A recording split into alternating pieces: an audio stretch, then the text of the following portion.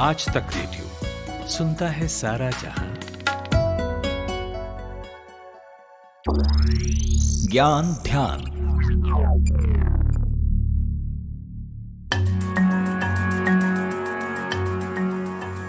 Take और gadgets की दुनिया में एक बड़ी नामचीन कंपनी है एप्पल। अधकटा सेब उसका लोगो है, आप जानते ही हैं। एप्पल अपने प्रीमियम स्मार्टफोन्स, जिसे शास्त्रों में आईफोन कहा जाता है, इसके अलावा आई वॉच, आईपैड्स, ईयरपॉड्स और मैकबुक वगैरह बनाने के लिए मशहूर है। हर साल एप्पल नए प्रोडक्ट्स लेकर भी आता है और इनमें से आईफोन को लेकर जो हाइप होती है, जितना बज़ होता है, आपने उसे सोशल मीडिया पर महसूस किया ही होगा। एक बार आईफोन का अपडेटेड या नया वर्जन आ जाए तो दुनिया भर के एप्पल यूजर्स इसके लिए अपनी जेब और दिल दोनों खोलकर पैसे खर्चने के लिए तैयार रहते हैं। लेकिन आईफोन की जिक्र के साथ एक सवाल हमेशा नत्थी होकर आता है, और वो ये कि आईफोन इतने ज्यादा महंगे क्यों होते हैं। दूसरे स्मार्टफोन्स के मुकाबले इनमें ऐसे कौन से सलमा सितारे जड़े रहते हैं कि इनकी कीमत जो है वो इंसानी किडनी के बराबर होती है। पता करेंगे आज इस पॉडकास्ट में, जिसका नाम है ज्ञान ध्यान, और मैं हूं आपका दोस्त कुमार केशव।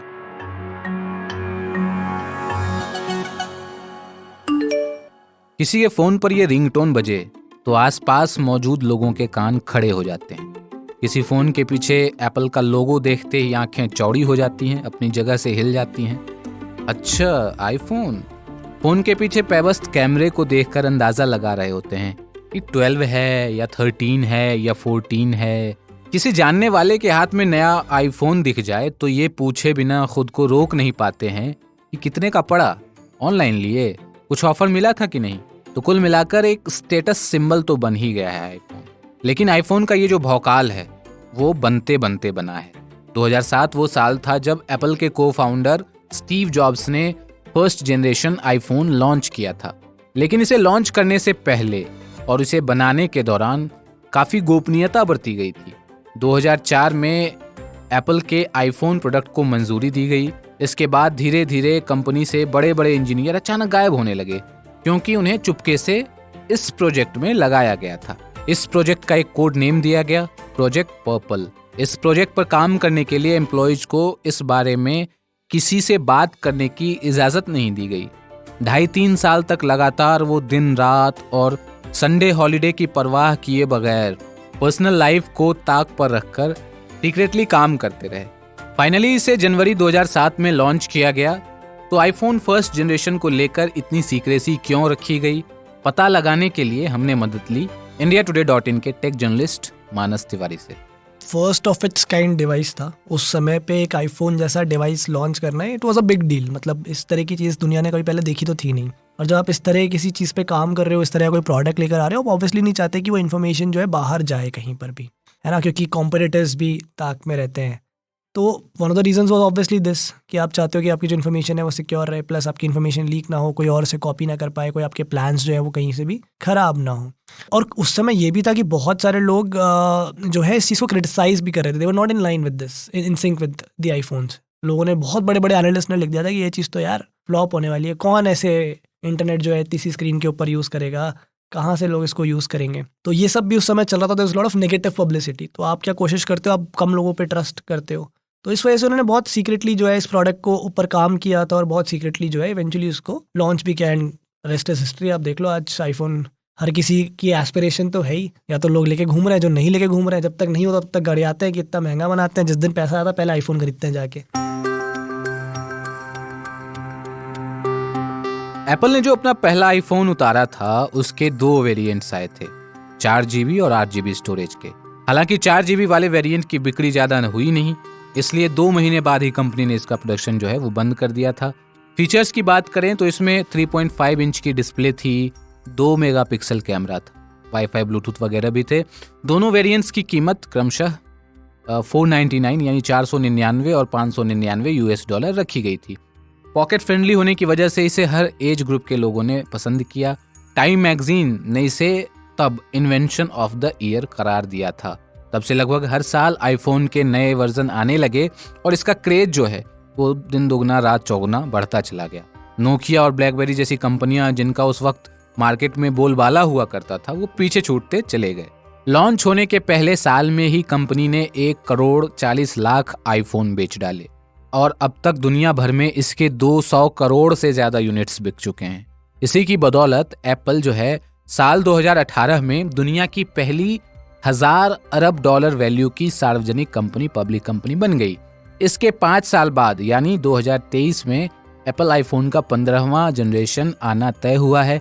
पहले जनरेशन से लेकर अब तक का सफर कैसा रहा, क्या चीजें बदली हैं, मानस से सुनते हैं। एक तरह से देखा जाए तो बहुत कुछ नहीं बदला है। जो आपका यूज केस था वो तो वही है, कॉलिंग, मैसेजिंग, इंटरनेट यूज करना, क्योंकि ये सब चीजें बदल गई हैं अपने आप में।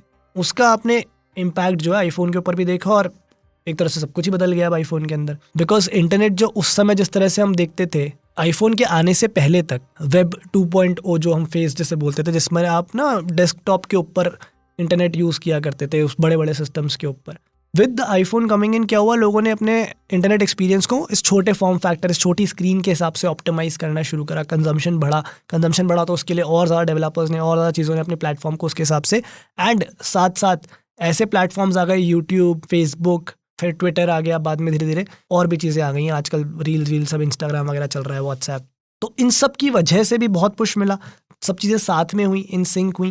एप्पल ने खुद ने बहुत सारे ऐप्स पे डेवलप करने पे काम करा और आज की डेट में तो इन जनरल इंडस्ट्री इतनी आगे बढ़ चुकी है। इस 15-16 साल के अंदर जितना इनोवेशन टेक्नोलॉजी की दुनिया में हो गया है, पहले वो इतने बड़े बड़े आपको ऊपर नीचे आईफोन पे बेजल्स दिखते थे, मोटी मोटी काली काली लाइनें जो होती हैं, अभी वो एकदम सिमेट्रिकल बेजल्स आते हैं आपके चारों तरफ से। देखने में स्क्रीन इतनी अच्छी लगती है, स्क्रीन की जो क्वालिटी है वो बहुत बढ़ गई है, स्क्रीन की ब्राइटनेस बढ़ गई है, कंटेंट जब आप देखते हो इन ओलेड पैनल्स के ऊपर वो इतना अच्छा लगता है। मतलब कई लोग मैं देखता हूँ जितना फ़ोन पे कंटेंट कंज्यूम हो रहा है, आज से 15 साल पहले आप सोच भी नहीं सकते थे। मतलब इतनी छोटी स्क्रीन पे बैठ के आप पिक्चर देख रहे होगे, अब कोई वेब शो देख रहे होगे, पर आज देख रहे हैं लोग। उसके बाद जो पूरा सॉफ्टवेयर एक्सपीरियंस, बिकॉज उस समय आईफोन सिर्फ एक आईफोन था। आज लोग आईफोन के लिए नहीं लेते, आज लोग लेते हैं जो आपकी कनेक्टेड इकोसिस्टम है उसके लिए, कि जो उसके साथ फॉलो अप डिवाइसेस थे, मैकबुक हो गया, आईपैड हो गया, इनका वॉच हो गई, एयरपॉड्स हो गया, इन सब के साथ जो एक इकोसिस्टम इन्होंने क्रिएट करा, जितना सीमलेसली वो काम करता है। कई ब्रांड्स ने कोशिश करी, कई कॉम्पिटिटर्स ने कोशिश करी, बट उस लेवल की एक्सीलेंस वो अचीव नहीं कर पाए अपने इकोसिस्टम के अंदर।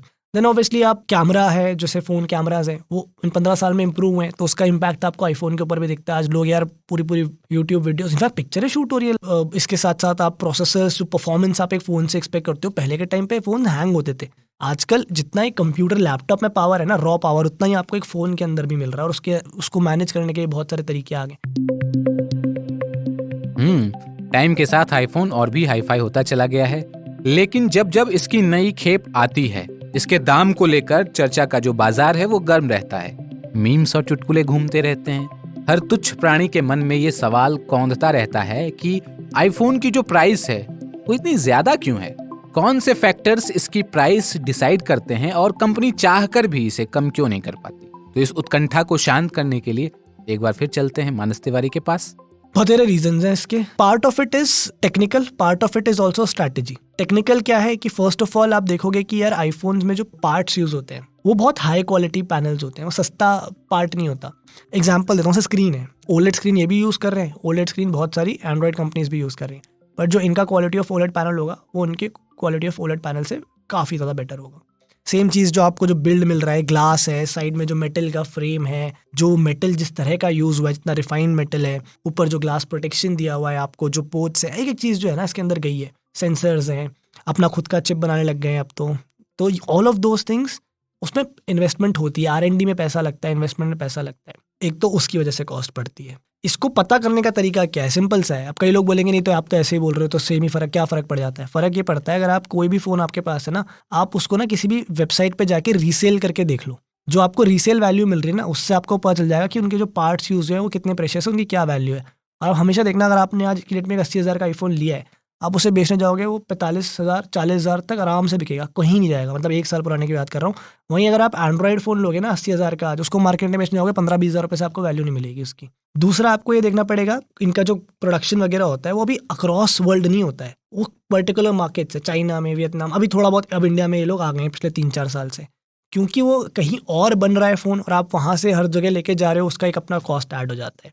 तीसरी चीज़ आपकी हो जाती है कि उस पर फिर आपको कस्टम ड्यूटीज़ हर कंट्री की, हमारे इंडिया में कुछ ज़्यादा ही है, जीएसटी भी है, कस्टम ड्यूटी भी है, इंपोर्ट ड्यूटी फला ढिमका, उसकी वजह से कॉस्ट आपका बढ़ेगा ही बढ़ेगा इवेंचुअली। और ये एप्पल के साथ नहीं, आप कोई भी फ़ोन उठा के देख लो जो ग्लोबल मार्केट के अंदर लॉन्च होता है, हमेशा इंडिया के अंदर प्राइस थोड़ी सी उसकी ज़्यादा ही होती है। कुछ चाइनीज़ कंपनीज एब्जॉर्ब कर लेती है, हर कोई नहीं कर पाता। उसके बाद में एप्पल एक ऐसी कंपनी है कि थोड़ा सा ना स्ट्रैटेजिकली ये ज़्यादा अपने आप को सेफ लेके चलते हैं, बिकॉज एक तो लेगेसी ब्रांड भी हो गया है। तो इनका क्या रहता है कि अगर लेट्स से यार ये फ़ोन मैं 70,000 रुपये का बेच सकता हूँ इंडिया में, पर 70,000 का क्यों बेच सकता हूँ कि आज जो डॉलर की प्राइसिंग है वो इंडियन रुपीज़ के हिसाब से लेट्स से 80 रुपये है, और ये फ़ोन मैं सिर्फ आज तो बेचूंगा नहीं, 6 महीने बाद भी बेचूंगा। 6 महीने बाद हो सकता है कि डॉलर या 85 रुपये का हो जाएगा, तब क्या मैं फ़ोन का प्राइस चेंज कर सकता हूँ 70 से 80,000? नहीं कर सकता ना। तो मैं इस 70,000 में बेच सकता हूँ आज, लेकिन मैं आज इसको लॉन्च 80,000 में करूँगा, क्योंकि मैं ये देखूंगा कि यार क्या मैं 6 महीने में कोई भी अगर प्राइस फ्लक्चुएशन होता है इंटरनेशनल मार्केट के अंदर, trade by the way international market में यूएस डॉलर के अंदर होता है, अगर उसका कुछ फ्लक्चुएशन होता है तो मैं उस कॉस्ट को ना एब्जॉर्ब कर सकूं, मेरा लॉस ना हो। तो आईफोन्स के जो इतने भाव बढ़े होते हैं, इसके पीछे की वजह आपको पता चल गई होगी, उम्मीद करता हूँ। चलते चलते एक मजेदार बात बता देता हूँ। जुलाई 2023 की बात है, एक factory sealed first generation iPhone की नीलामी हुई थी, और इस ऑक्शन में ये फोन 1,90,000 यूएस डॉलर में बिका था, जो इसकी ओरिजिनल प्राइस का 300 गुना से भी ज्यादा है। इंडियन करेंसी में इसकी वैल्यू 1.5 करोड़ से भी ज्यादा है। इसी से आप अंदाजा लगा सकते हैं कि आईफोन को लेकर के लोग कितने दीवाने हैं। आई होप आपको ज्ञान ध्यान का ये एपिसोड पसंद आया होगा। कुछ कहना सुनना हो तो radio@aajtak.com पर मेल लिख भेजिए। किसी और विषय पर, किसी और टॉपिक पर ज्ञान ध्यान सुनना हो तो वो भी बताइएगा। बाकी अपना ख्याल रखिए और सुनते रहिए आज तक रेडियो। मुझे यानी कुमार केशव को दीजिए इजाजत। नमस्कार।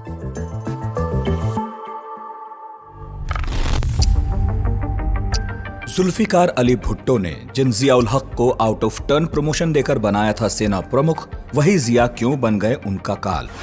कैसे जियाउल हक के लिए तख्ता पलट आसान बना और कैसे पाकिस्तान ने जिया के शासन में कट्टरपंथ की राह पकड़ी। सुनिए पाकिस्तानी तानाशाह जिया उल हक की कहानी नामी गिरामी की लेटेस्ट एपिसोड में, सिर्फ आज तक रेडियो पर।